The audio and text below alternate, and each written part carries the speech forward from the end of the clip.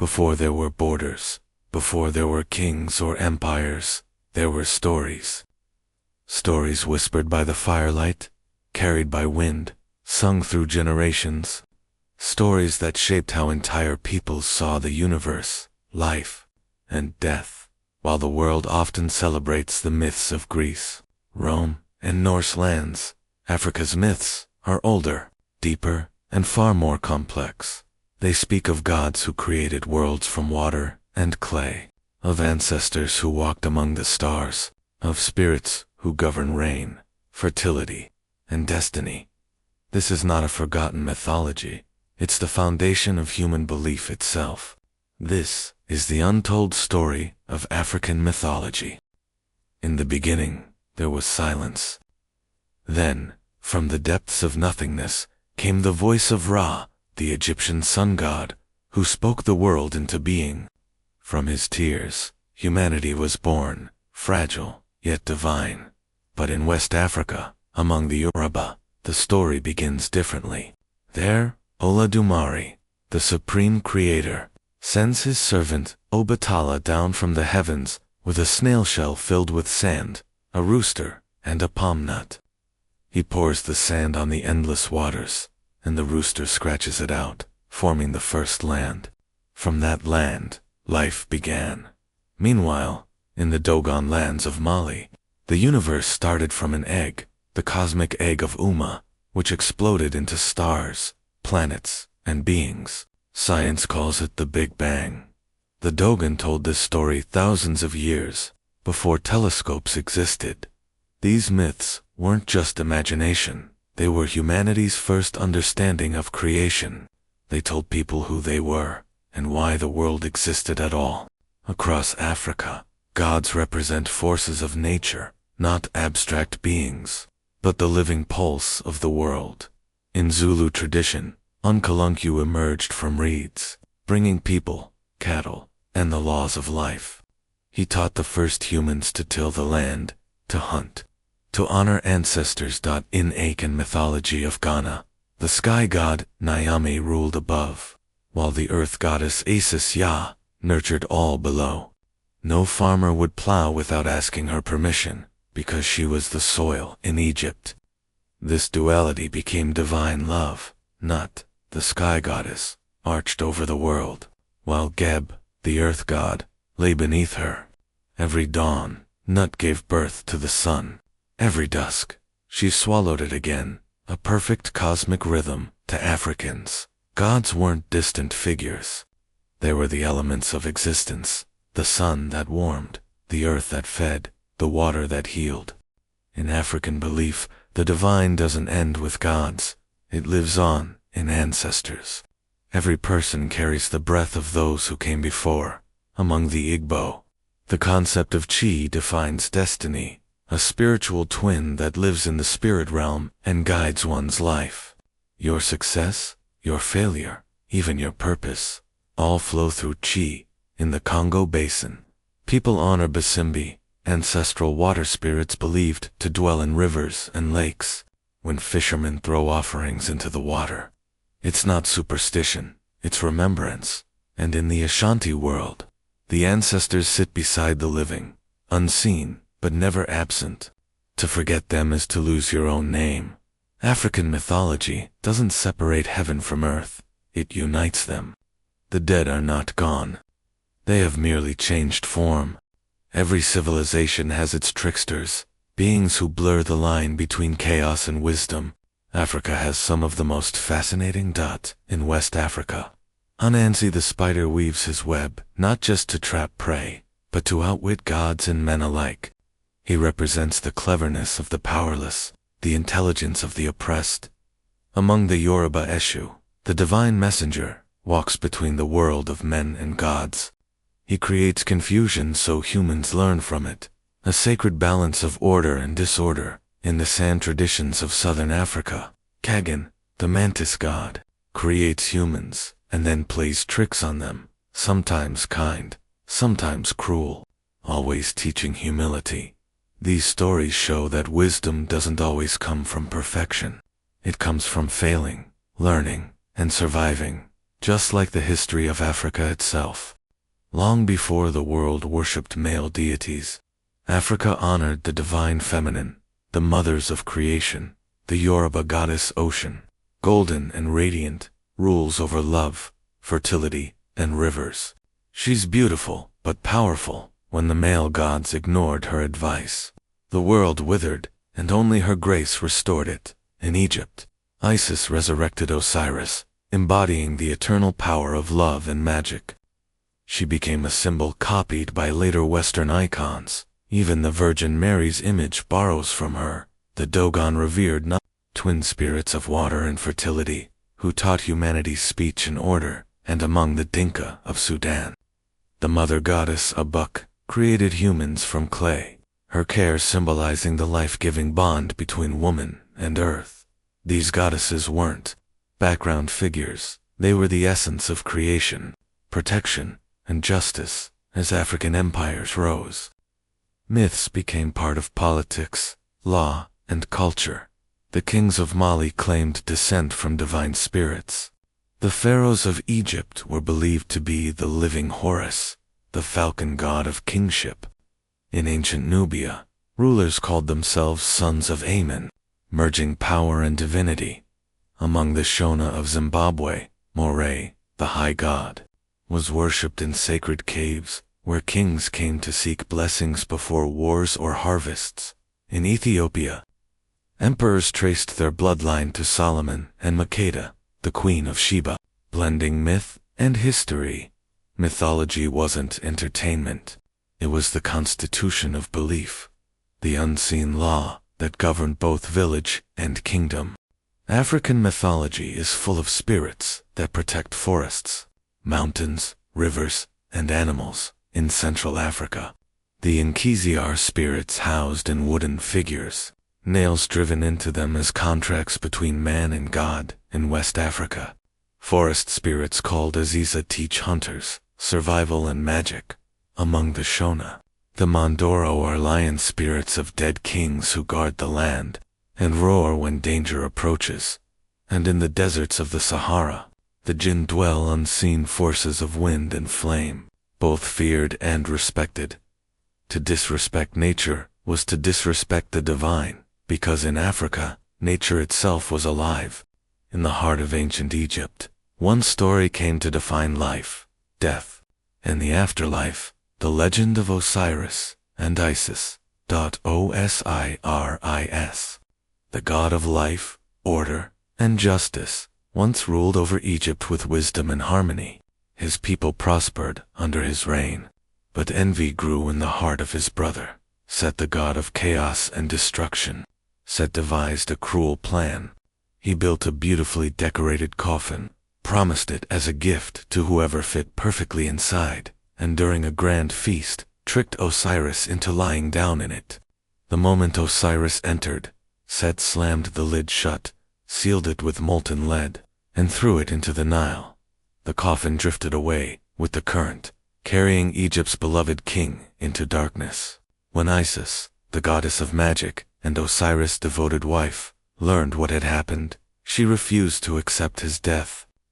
She wandered across Egypt and beyond, searching tirelessly for her husband's body. At last, she found it, but before she could bring him home, Set struck again. In a fit of rage, he cut Osiris into 14 pieces and scattered them across the land. Yet even that could not break Isis. Piece by piece, she gathered her husband's remains, using her sacred magic to restore him. Through her power and devotion, Osiris was brought back to life, not as a king of the living, but as the ruler of the afterlife. From their union, Horus was born, the falcon-headed god, destined to avenge his father and reclaim Egypt's throne from Set. The eternal struggle between Horus and Set became the symbol of balance between order and chaos, life and death. This was more than mythology. It shaped the very foundation of Egyptian belief. Every pharaoh saw himself as Horus in life, and as Osiris in death. Every temple, every ritual, every burial echoed this story of resurrection. Long before Christianity spoke of death and rebirth, Africa had already told it through Osiris, Isis, and the timeless mystery of resurrection. In the heart of West Africa, the Yoruba people developed one of the most complex spiritual systems on earth. At its center stands Olodumare, the supreme creator, but beneath him are hundreds of divine beings, the Orishas, each representing an element of nature and human life. There is Shango, the thunder god, fierce and just; Ogun, the god of iron and war; Oya, goddess of storms and change; and Obatala, creator of human bodies. And then there is Ocean, goddess of love, beauty, and rivers, her golden essence worshipped wherever life flows. The Orishas are not distant, they are close to humanity.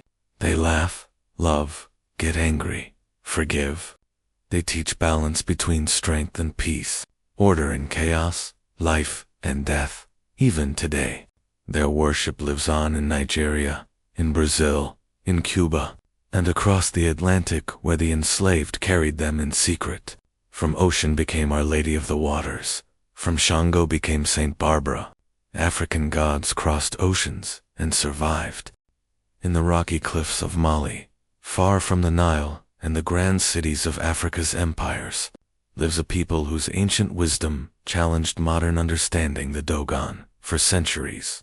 The Dogon preserved an oral tradition filled with profound cosmic knowledge. At the heart of their teachings lies the story of Namo, amphibious beings said to have descended from the heavens, from the star Sirius, to bring order to the world. The Namo taught humanity the principles of creation, agriculture, and the measurement of time, guiding the Dogon in living in harmony with the universe. What astonished scientists was the precision of their astronomical knowledge. Long before telescopes or modern science, the Dogon spoke of Sirius B, a small, dense, and invisible companion star orbiting Sirius, the brightest star in the night sky. This hidden star wasn't confirmed by Western astronomers until the 19th century. Yet the Dogon had already described its orbit, weight, and even its importance in maintaining cosmic balance. Their teachings go beyond astronomy. They describe the universe as a living, breathing system where every star, planet, and human being plays a role in the grand design. The Dogon saw creation as a reflection of divine order, where the heavens and the earth mirrored each other. To the Dogon, knowledge wasn't just observation, it was sacred. The stars were not distant fires, but symbols of connection, creation, and purpose. Where modern science sees data, the Dogon saw meaning. Where others dismissed myth, the Dogon had woven science into story, proving that long before telescopes, Africa had already mapped the heavens. In the south, the Zulu tell stories of Umbalankanji, the god of thunder and sky, who controls storms and earthquakes. He is both fearsome and protective, the raw energy of nature itself. They speak of Nkosi Jezelu, the king of heaven, who sends lightning to strike down evil, and Mamla, the river goddess of beauty and danger. Their myths teach moral strength, that power must serve the people, not destroy them. Zulu mythology is not just about gods, it's about responsibility, courage, and balance. Across Africa, mythology was never just about gods or heroes, it was about balance. Every community believed that the universe itself upheld moral order. No action, whether good or evil, went unnoticed. Every deed carried a consequence, watched over by unseen forces that guarded the harmony between humans, nature, and the divine. In the deep forests of the Congo, the people created the Nkondi, powerful wooden figures, driven with nails and blades. Each nail represented an oath, a vow, or a plea for justice. When someone lied, betrayed trust, or caused harm, the Nkondi's spirit was called upon to hunt down the guilty. It was both protector and punisher, a reminder that truth and justice were sacred in Ghana.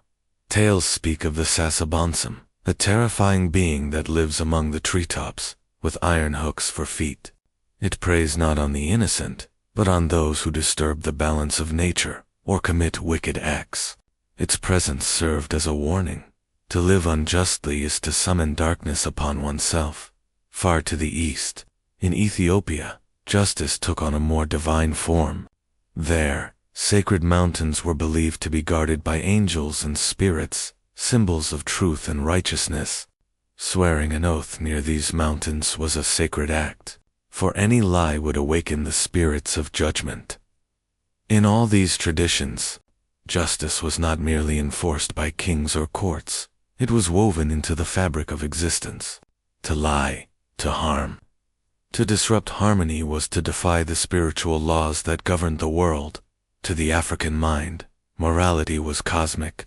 The unseen world listened, responded, and restored order. Justice was not only human, it was divine, eternal, and everywhere. African mythology is filled with heroic figures, half human, half divine. In Nigeria, the story of Moremi Ajasaro tells of a queen who sacrificed herself to save her people from invaders, offering her freedom to protect her land. In Central Africa, Luanda Magar, the stone man, fought enemies whose spears shattered against his skin until betrayal exposed his weakness. Among the Maasai, Sentu is remembered as the man who challenged gods themselves, walking between mortal and divine realms. These heroes symbolize African values, courage, sacrifice, loyalty, and the unbreakable will to resist oppression. African mythology doesn't separate humans from nature, it binds them. Mountains are not stones. They are the shoulders of ancient gods. Rivers are not water. They are the blood of the earth. The sun and moon are siblings who chase each other across the sky. These myths teach respect for the land, for animals, for all life. Before modern environmentalism existed, Africa had already preached harmony with creation. When a tree falls, it's not just a plant dying, it's an ancestor returning to the soil. Today, African mythology still lives, not only in villages, but in music, film, and global spirituality. From the Yoruba Orishas inspiring festivals in the Americas, to Isis shaping Western religious art, to Anansi reappearing in children's stories, the world still tells Africa's tales, often without knowing their source. Even Marvel's Black Panther carries echoes of ancient beliefs. The ancestral plane, the panther goddess Bast, the idea of kings communing with ancestors, all drawn from African cosmology. African mythology isn't the past, it's the soul of humanity, the original language of wonder, balance, and truth. Before Athens or Rome were even dreams in the dust, before Zeus lifted his thunderbolt or Odin raised his spear, Africa was already telling the story of the gods. It was here, under the vast African sky, that humanity first looked up and asked, "Who are we? Why are we here?" And from that question came stories of creation, of love, of war, of destiny. Those stories crossed deserts, oceans, and centuries. They became the blueprints of world mythology, and yet, the world forgot where they began. But we remember. Because Africa's myths are not dead. They live in our songs, our faiths, our dreams, our DNA. They are the fire that still burns, from the Nile to the Niger, from the Cape to the Caribbean. So, if these forgotten legends spoke to your soul, like this video to honor the storytellers who kept them alive.